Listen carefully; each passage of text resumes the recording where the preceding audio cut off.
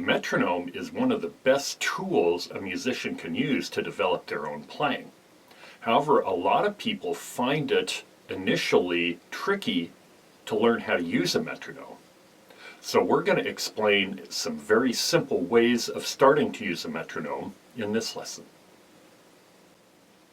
A metronome is like a clock in the fact that it clicks at a certain pace, but unlike a clock, we can make it click faster and slower. It clicks at a reliable pace, such as, and we can adjust it to turn faster and turn slower.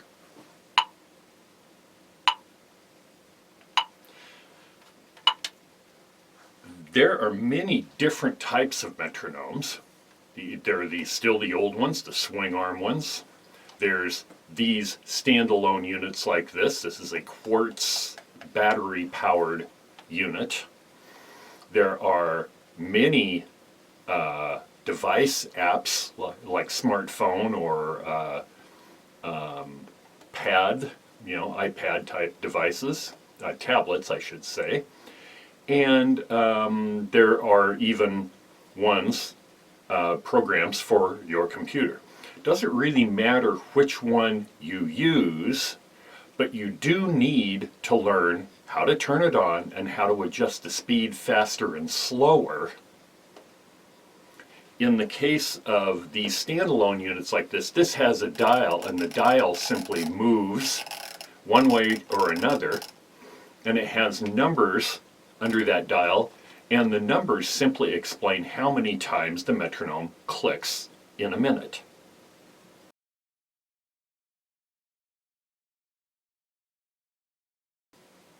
Now, it's very important when using a metronome that you place it in a place where you can hear it as loud as your instrument. If you have it very close to your ear, you can hear it over a loud instrument. If it's way far away, you're going to hear your instrument way louder than you're going to hear the metronome, and quite often you have no idea if you're in sync with it or not because you simply cannot hear the metronome. So it's very important to place it very close to you. One of the things I like to do is get a music stand and place the metronome just about my ear level, or very close to it, on a music stand that is as close as the instrument I'm playing. If I'm playing the fiddle and I have this loud instrument right underneath my chin, I need to get that real close. If I'm playing the mandolin and I'm playing the mandolin down more on my chest, then I don't need to have it quite as close. But if I'm playing an electric instrument, then I definitely need to have it close, depending on how loud I have the amp turned up.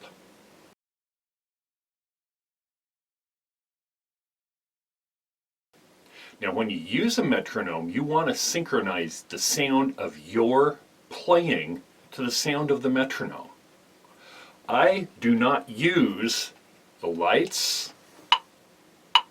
This one does have some flashing lights on it that flash when the click is.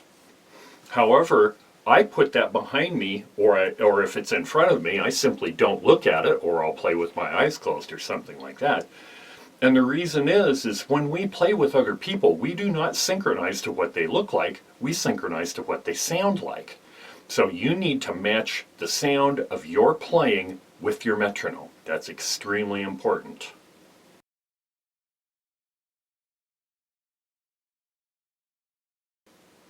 Being able to play in time is much more of a mental skill than a physical skill.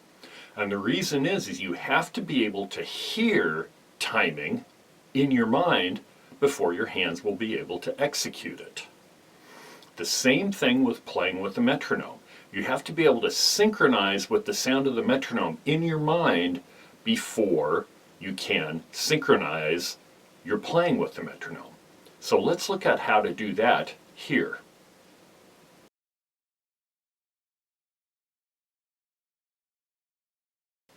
The first thing we're going to do is synchronize your talking voice to the metronome. I'm going to select a fairly slow speed of 80 beats per minute. Now that simply just means that the metronome will click 80 times in a minute, or because there's 60 seconds in a minute, it'll click just slightly faster than 1 note per second. So if I turn that on at 80 beats a minute, it sounds like this.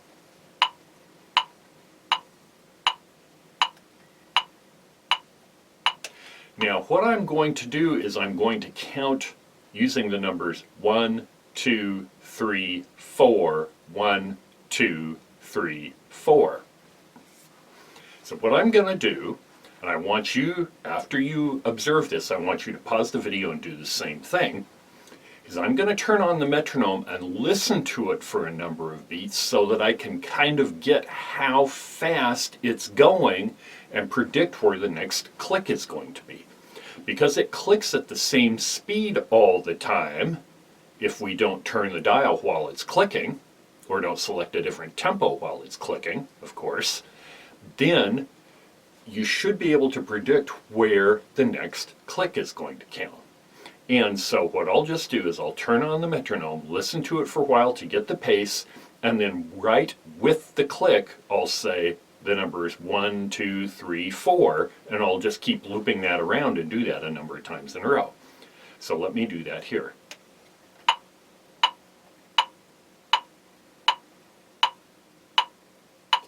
One, 2, 3, 4. 1, 2, 3, 4.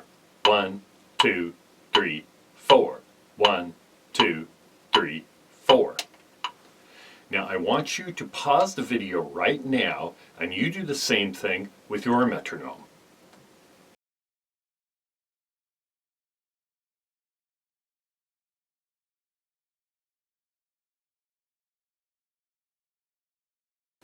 Well, how'd you do? Did you feel like you could stay right with it? If you can't tell, what you should do is record it. Record yourself while the metronome is clicking, saying 1, 2, 3, and 4, and seeing if you can say those numbers right exactly at the same time the metronome clicks. So you can listen back to the recording to see if you're accurate with it. If you can't, what you should do is try slowing the metronome down a little bit or speeding the metronome up a little bit if it's easier to find how to synchronize with it that way. Really what we want to be able to do is synchronize with it and get comfortable going at the same tempo it is. So if you find you have to make your metronome go a little faster to be able to do that or a little slower to be able to do that, that is perfectly fine. Go ahead and do that. We want to get used to synchronizing with it as the first and foremost thing.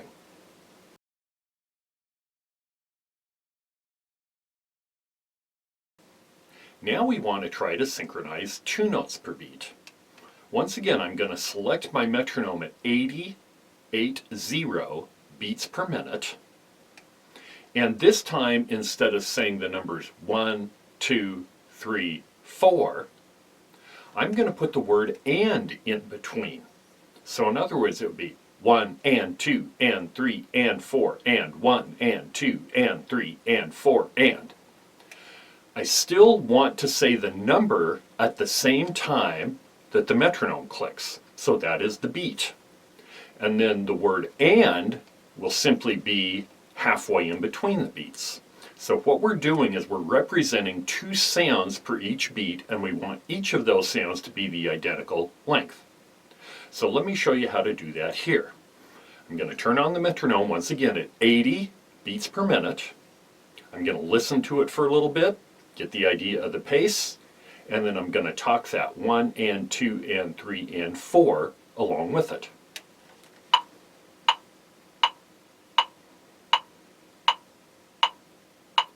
1 and 2 and 3 and 4 and 1 and 2 and 3 and 4 and 1 and 2 and 3 and 4 and 1 and 2 and 3 and 4 and. Now I want you to pause the video here and try the same thing.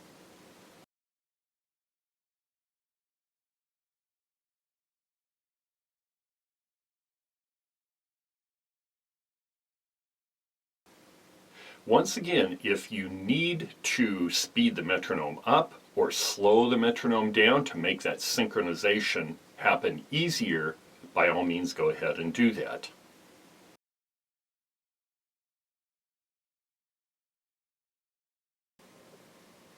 Now, just like we did a minute ago using the voice, now we're going to do that same thing with the mandolin. So I have my metronome set at 80 beats a minute. I also have the metronome close enough I can hear it as well as I can hear my mandolin. My music stand is just off screen and my metronome is on the music stand. I'm going to turn it so that you don't see it, but it's very close to me and I can hear it very clearly. Okay, 80 beats a minute.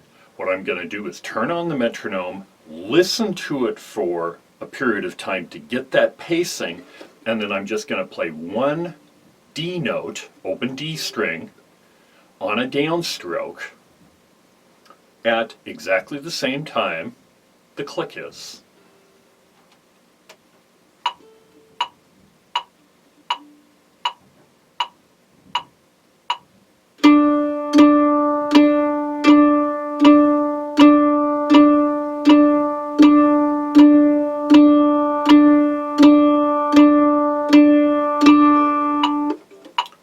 Now I want you to pause the video here and try the same thing.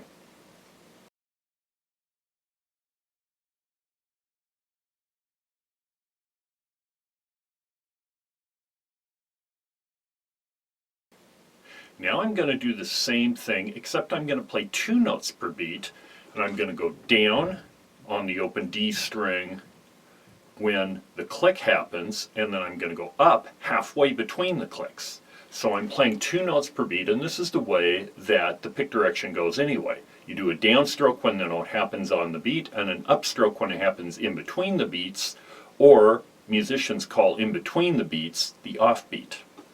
So once again, I'm going to turn on the metronome, I'm going to listen to it for a little bit, and then I'm going to play 2 notes per beat with the downstroke being the note at the same time as the click.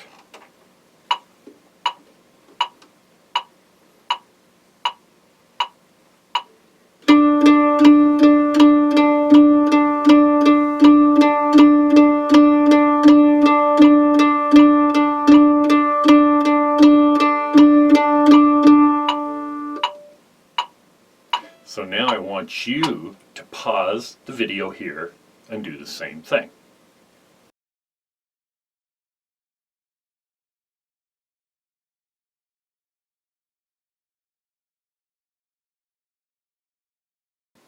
So how did you do on both of those exercises? If you find that you couldn't synchronize with the beat, you may have to make the beat either a little faster or a little slower until you find you can synchronize with the beat.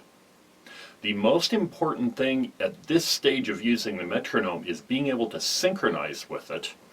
And if you naturally want to go a little faster, you should move the speed of the metronome up until you can match the metronome's pace.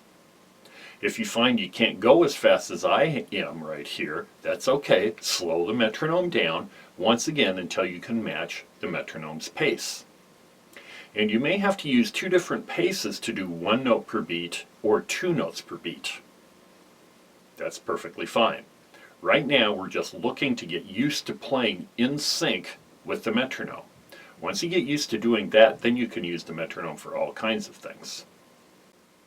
Now the next thing to do is find a tune that you play very easily and try to determine what pace that is. A really good way of doing that is record yourself and then play it back and count the number of beats that you play in 6 seconds.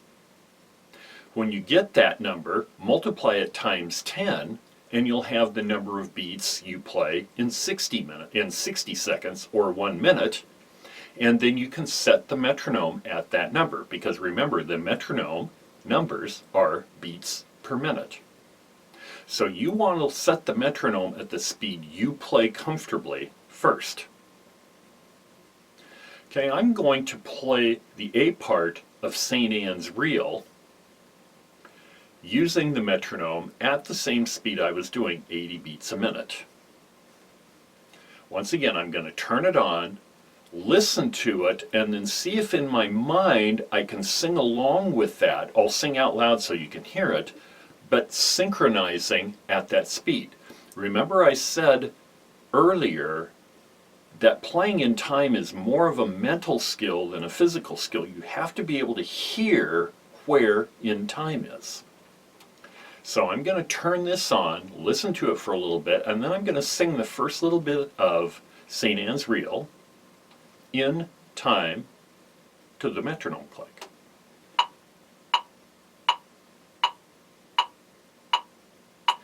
Da da da da da da da da da da da. Okay, now I'm going to do that on the mandolin, except I'll play the whole A part. Once again, I'm going to listen to it. I'll turn it off so I start over fresh. I'm going to listen to the pace, then when I'm comfortable with the pace, I'm going to come in with it.